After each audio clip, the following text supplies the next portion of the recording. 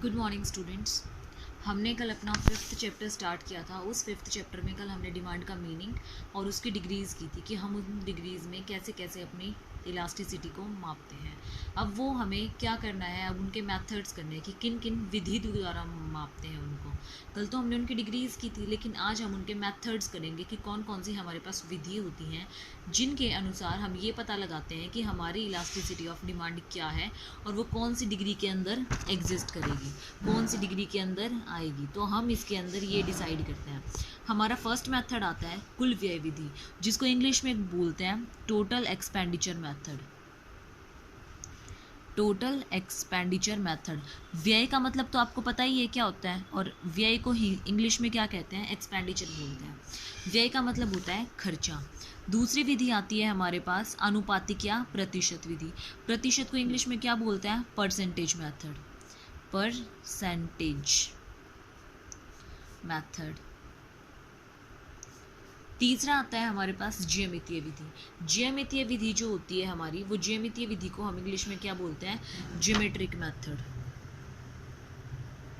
Geometric method. ये हमारे 3 method हैं। हम इनको 1 बाय 1 करके डिस्कस करेंगे। आज हमारा सबसे पहला मेथड आता है हमारे पास total expenditure method. Total expenditure method के अंदर हम किसने दिया था ये टोटल एक्सपेंडिचर मेथड, हमें पहले तो ये पता होना चाहिए। टोटल एक्सपेंडिचर मेथड हम इसके बारे में डिस्कस करेंगे अभी। इसको हिंदी में क्या बोलते हैं, कुल व्यय विधि। इसको हम डिस्कस कर रहे हैं। ये किसके द्वारा प्रतिपादित किया गया था, किसने प्रतिपादित किया था, किसने स्टार्ट किया था ये वाला मेथड। ये वाला मेथड डॉक्टर मार्शल ने। डॉक्टर मार्शल ने किया था।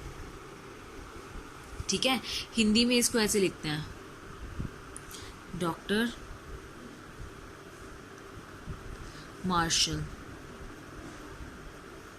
हिंदी में हम इसको ऐसे लिखते हैं। ये किसने प्रतिपादित किया था, डॉक्टर मार्शल ने प्रतिपादित किया था। इसके अंदर हम क्या करते हैं, इसके अंदर हमारी कीमत में जो भी चेंजेस आते हैं उससे हमारे एक्सपेंडिचर्स में क्या चेंजेस आते हैं, हम वो डिस्कस करते हैं।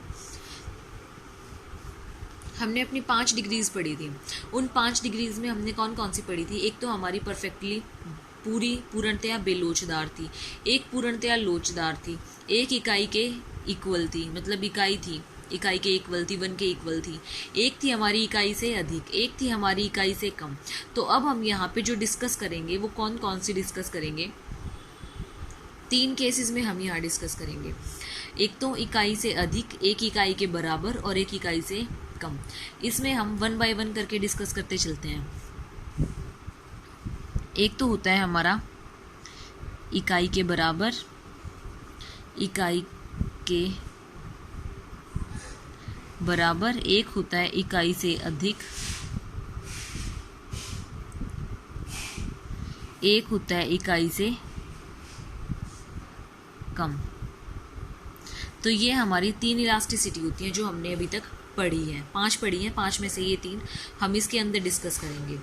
इसके अंदर हमारे पास प्राइस के केस में हम कैसे लेते हैं, ये देखो प्राइस के केस में कैसे लेते हैं। अगर किसी भी वस्तु की प्राइस बढ़ते हैं तो उसके एक्सपेंडिचर्स क्या हो जाते हैं, खर्चे उसके कम हो जाते हैं। क्यों, क्योंकि उसके प्राइस बढ़ जाते हैं, और अगर प्राइस बढ़ेंगे तो हम उसके जो एक्सपेंडिचर होंगे, खर्चे होंगे, वो कम हो जाएंगे, क्योंकि जितने भी उसके प्राइसेस होंगे वहाँ से वो खर्चे कवर अप हो जाएंगे। और अगर उसके प्राइस घटते हैं तो उसके खर्चे जो है, वो डिमांड जो है, वो आपकी वो एक्सपेंडिचर जो है वो क्या हो जाएंगे, बढ़ जाएंगे।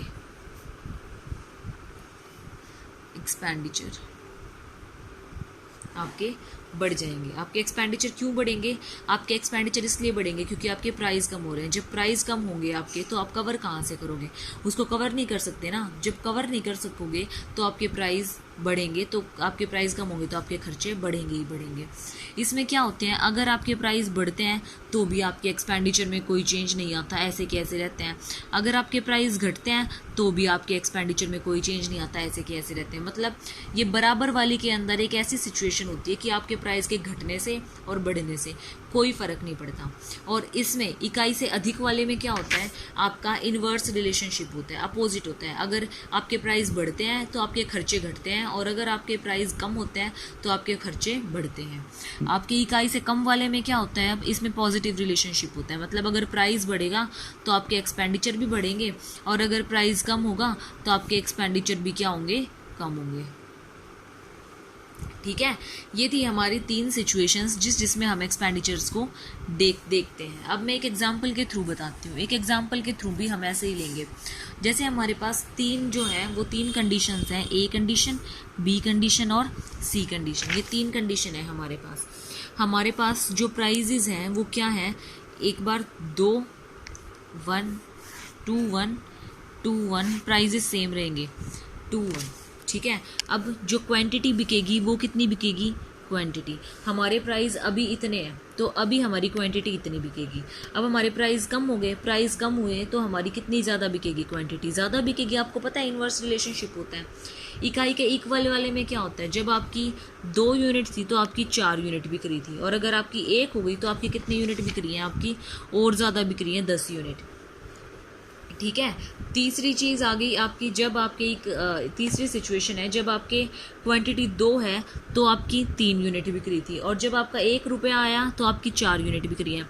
मतलब प्राइस कम हुआ लेकिन फिर भी इसके ऊपर कोई फ़र्क नहीं पड़ा। और यहाँ पे 1 रुपया कम होने से कितना ज़्यादा फ़र्क पड़ा, और यहाँ पे 1 रुपया कम होने से फ़र्क पड़ा लेकिन कम पड़ा। बीच वाले में सबसे ज़्यादा फ़र्क पड़ा है, और इसमें बीच का फ़र्क पड़ा है, और इसमें बिल्कुल भी फ़र्क नहीं पड़ा। तो अब ये देखो, मात्रा के बाद आपके व्यय क्या होंगे, खर्चे व्यय, इसके एक्सपेंडिचर्स वो कितने होंगे। वो एक्सपेंडिचर्स कैसे निकालेंगे हम, वो एक्सपेंडिचर्स हम इनको मल्टीप्लाई करके निकालेंगे। देखो 4 2 जा 8, 1 8 जा 8, 4 2 जा 8, 1 10 जा 10, 2 3 जा 6, 1 4 जा 4। अब देखो यहाँ पे कौन सी इलास्टिसिटी और कौन सी सिचुएशन आ रही है। यहाँ पे आपके प्राइस बढ़ रहे हैं, यहाँ पे आपके प्राइस घट रहे हैं।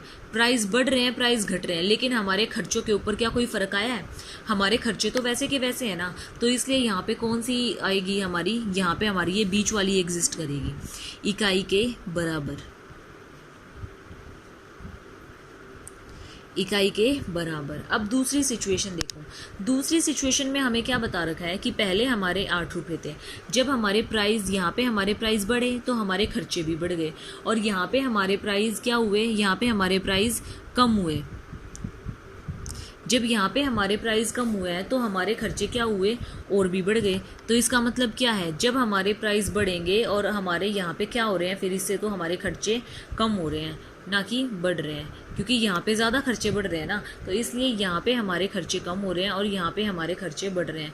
इन खर्चों के अंदर कोई चेंज नहीं आ रहा है, इसे क्वांटिटी का फ़र्क है। ये यहाँ से प्राइस ज़्यादा है तो क्वांटिटी कम है, यहाँ पे क्वांटिटी कम है तो प्राइस ज़्यादा हो गया। तो इससे हमारे खर्चे क्या हो रहे हैं, खर्चे बढ़ रहे हैं ना, पहले कम थे। इनके अंदर कौन सा रिलेशनशिप है, इन्वर्स रिलेशनशिप है। और जिसके अंदर इन्वर्स का मतलब होता है उल्टा रिलेशनशिप, और जिनके अंदर उल्टा रिलेशनशिप होता है वो कौन सी के अंदर आते हैं, इकाई से अधिक के अंदर आते हैं, इकाई से अधिक वाली सिचुएशन के अंदर आते हैं। अब तीसरी चीज़ देखो, यहाँ पे हमारे प्राइस ये थे तो हमारे एक्सपेंडिचर इतने थे, 2 पे 6 थे और 1 पे 4 है। मतलब अगर हमारे प्राइस बढ़े तो हमारे एक्सपेंडिचर भी बढ़े, और अगर हमारे प्राइस कम हुए तो हमारे एक्सपेंडिचर भी कम हुए। तो इसका मतलब क्या है कि हमारी इकाई क्या होगी, इकाई से कम होगी, इकाई से कम होगी। आया समझ में ये?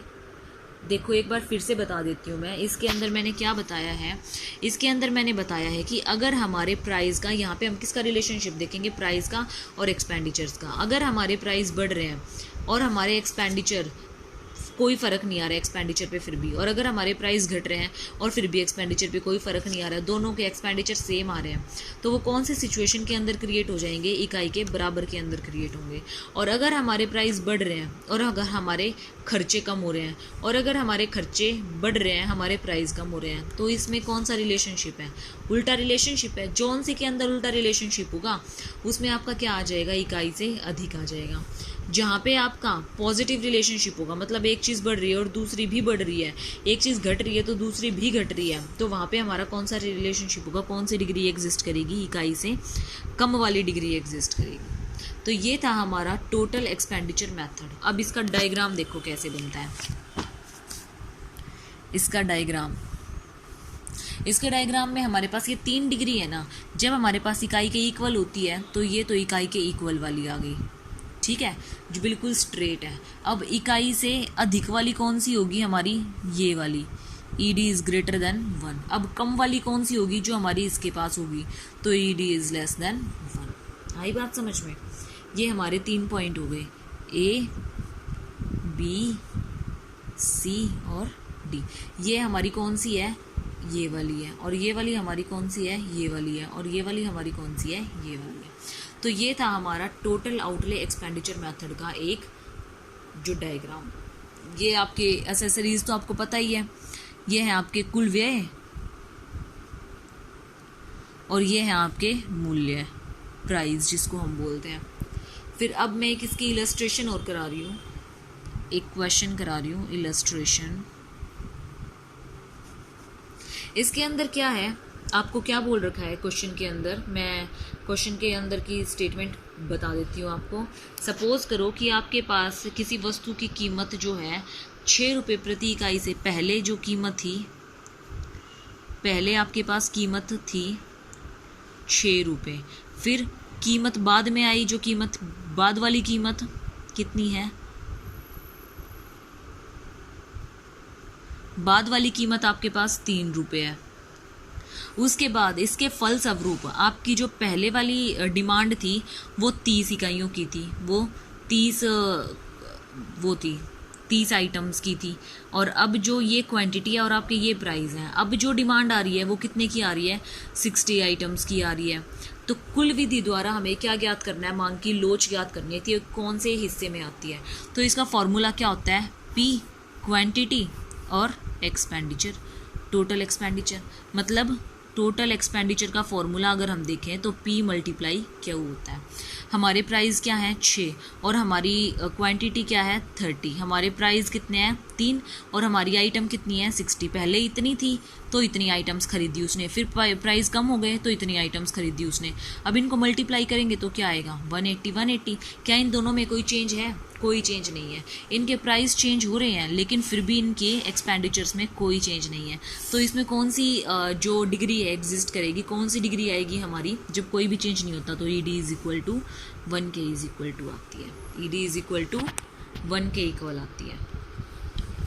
आई बात समझ में। ये तो था हमारा टोटल एक्सपेंडिचर मेथड, ठीक है।